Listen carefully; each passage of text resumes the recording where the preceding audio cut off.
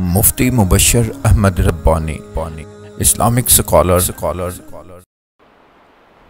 بڑے بدبخت ہیں وہ لوگ جو رمضان المبارک میں بھی نبی پاک صلی اللہ علیہ وسلم کے مہاجر اور انصار صحابہ کے اوپر تبرہ کرنے سے بھی باز نہیں آتے، محروم ہے اللہ کی رحمت سے۔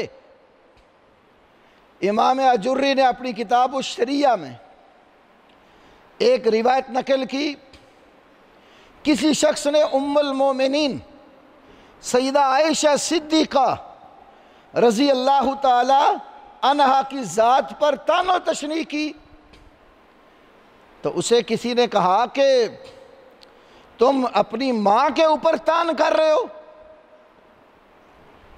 تو امی عائشہ صدیقہ کو پتہ چلا تو انہوں نے فرمایا کہ میں مومنوں کی ماں ہوں، کسی اور کی نہیں ہوں۔